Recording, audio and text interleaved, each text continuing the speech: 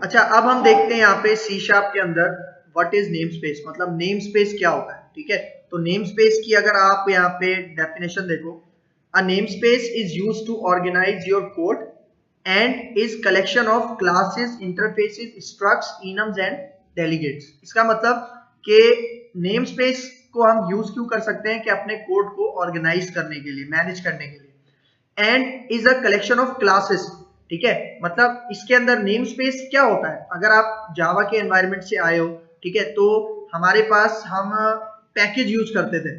ठीक है, मतलब एक पैकेज यूज करते थे, बिल्ट इन पैकेज, जिस तरह जावा के यूटिल पैकेज होते थे, लैंग पैकेजेस होते थे, वो क्या है, अगर सी शार्प की लैंग्वेज में आपको बताऊं तो वो भी नेम स्पेस है। ठीक है, मतलब अगर हमें फॉर एग्जांपल अपनी एप्लीकेशन के अंदर कोई कोड चाहिए डॉट नेट फ्रेमवर्क से, तो हम उसके नेम स्पेस से उसको कॉल करेंगे, क्योंकि डॉट नेट फ्रेमवर्क के अंदर बहुत सारे नेम स्पेसेस हैं, पैकेजेस हैं, जिसके अंदर क्लासेस भी हैं, इंटरफेसेस भी हैं, स्ट्रक्ट्स, इनम्स एंड डेलीगेट्स। अब देखो, क्लासेस, इंटरफेसेस और इनम्स तो हम पढ़ के आए हैं जावा के अंदर। हमारे पास नई क्या चीज है, स्ट्रक्ट्स और डेलीगेट्स। ठीक है, लेकिन क्लासेस, इंटरफेसेस और ये सारी चीजें हम कवर करेंगे। ठीक है, लेकिन आप लोगों के लिए क्या है, स्ट्रक्ट और डेलीगेट्स यहाँ पे एक नई चीज होगी। ठीक है, तो यहाँ पे सबसे पहले मैं आता हूँ विजुअल स्टूडियो में। ठीक है, मैं यहाँ पे अपने प्रोजेक्ट क्रिएट करने के लिए मैं विजुअल स्टूडियो 2013 यूज करूंगा।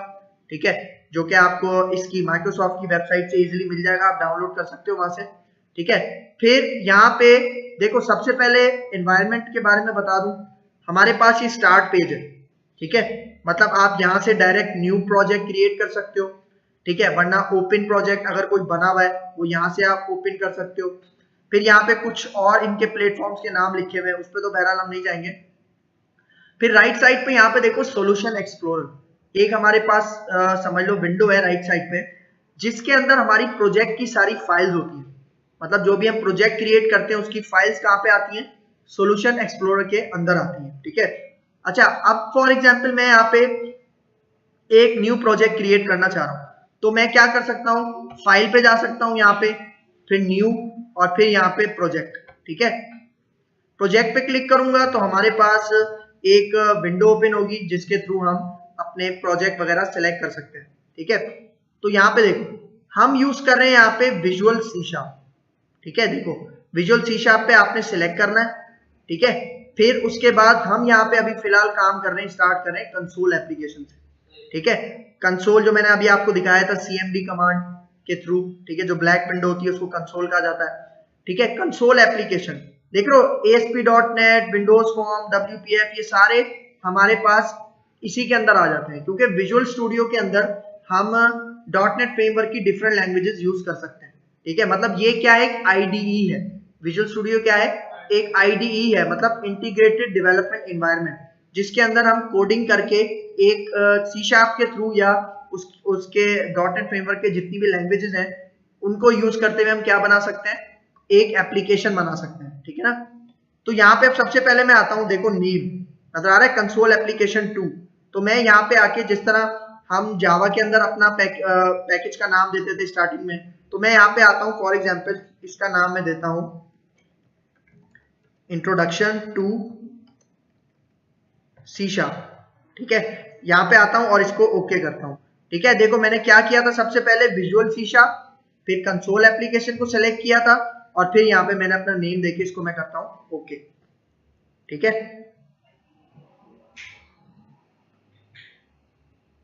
सही है, ये अब क्रिएटिंग प्रोजेक्ट, मतलब प्रोजेक्ट हमारा क्रिएट हो रहा है। अच्छा, जो विजुअल स्टूडियो आपके पास IDE है, ठीक है, ये बाकी IDE के बनिस्बत थोड़ा सा हैवी है। क्यों हैवी है, क्योंकि इसके अंदर हम बहुत सारी लैंग्वेजेस का कोड कर सकते हैं। ठीक है, जो .NET फ्रेमवर्क जिनको फॉलो करता है वो हम इसके अंदर कर सकते हैं, इसलिए थोड़ा हैवी है। तो आपको इसको इंस्टॉल करने में अगर कोई भी प्रॉब्लम हो तो आप समझ जाना कि आपको सिस्टम को अपग्रेड करने की जरूरत है। ठीक है ना, तो यहाँ पे हम आते हैं, फॉर एग्जाम्पल देखो हमारे पास ये इसको कहते हैं हम कोड एडिटर विंडो। देख रहे हो, जहाँ पे हमारा सारा कोड आता है इसको हम क्या कहते हैं, कोड एडिटर विंडो। ठीक है, अब यहाँ पे देखो, देखो आपके पास एक क्लास बनी हुई है प्रोग्राम के नाम से, और उसके अंदर क्या है, एक मेन मेथड है, और नेम स्पेस मतलब पैकेज का नाम हमने क्या रखा था अपने, नेम स्पेस का नाम इंट्रोडक्शन टू सी शार्प। उसके अंदर एक प्रोग्राम की क्लास खुद से बन गई, और इसके अंदर है हमारे पास मेन मेथड। जिस तरह आप सी में देखते आए हो, सी प्लस प्लस में देखते आए हो, जावा में देखते आए हो, एक मेन मेथड होता है।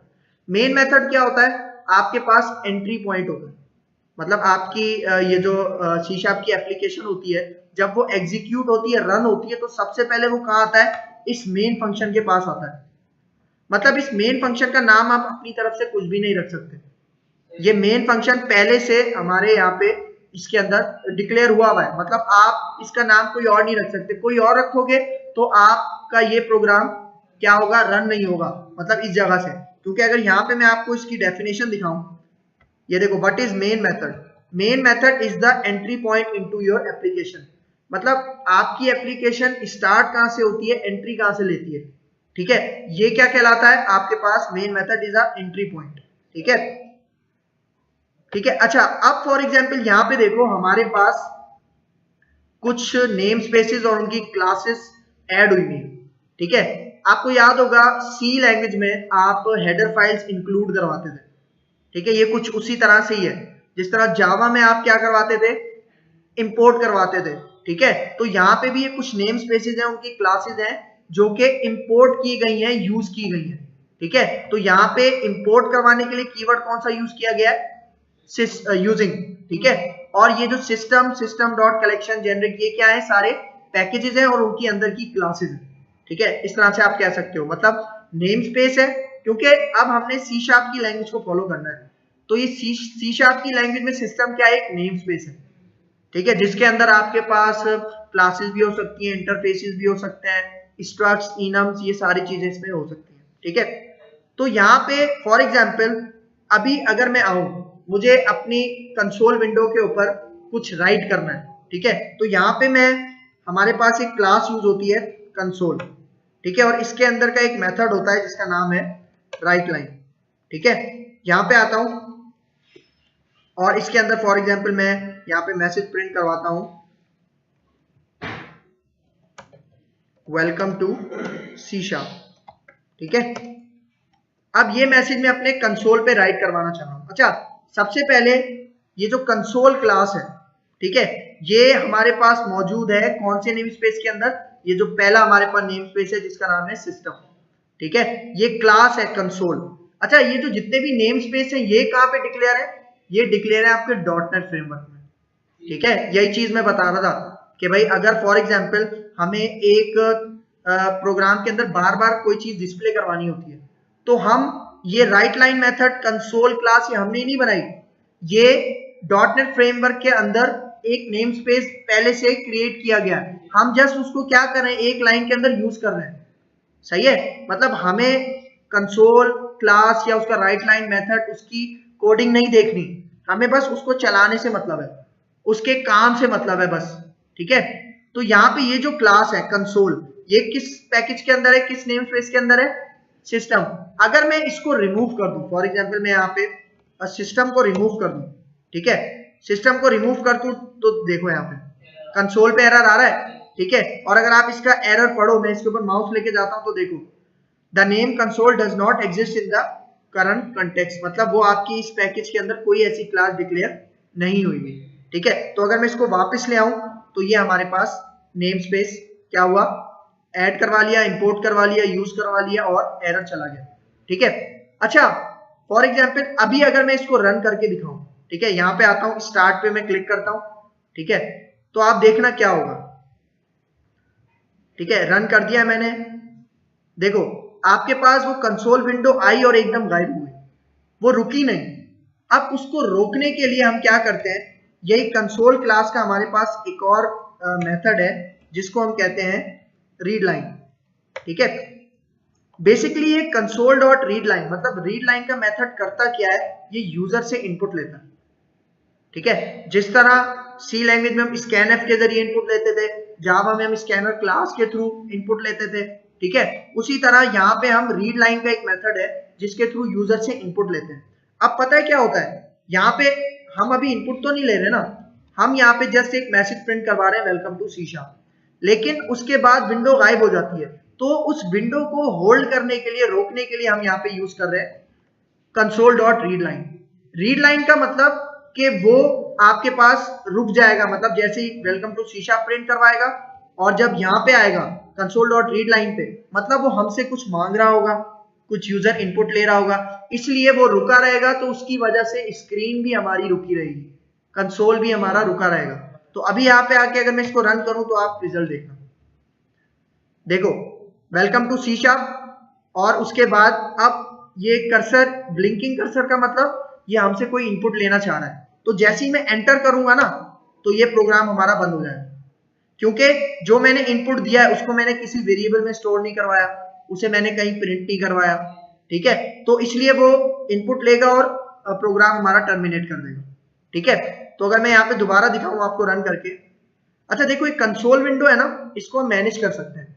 फॉर एग्जाम्पल मैं यहाँ पे आऊं, इसके ऊपर राइट क्लिक करूं टॉप पे और प्रॉपर्टीज में जाऊं और यहाँ पे आके ये देखो इसका फोंट साइज वगैरह देख रहे हो, फोंट साइज वगैरह बोल्ड करना चाहते हो इसके फोंट्स, वो आपके ऊपर डिपेंड करता है, ठीक है।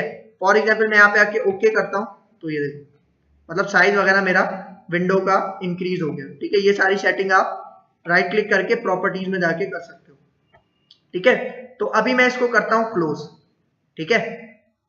अच्छा फॉर एग्जाम्पल यहाँ पे अगर मैं आऊं इसकी थ्योरी पे, यहाँ पे एक नोट है, ये क्या कह रहा है, if you don't want to use name space you can use fully qualified name, FQN short form. Fully qualified name का मतलब वो कह रहा है कि अगर आप उसका नेम स्पेस, मतलब हम प्रिंट करवाना चाह रहे हैं ना, अब प्रिंट करवाने के लिए कंसोल क्लास यूज होती है, उसके अंदर राइट लाइन का मेथड है।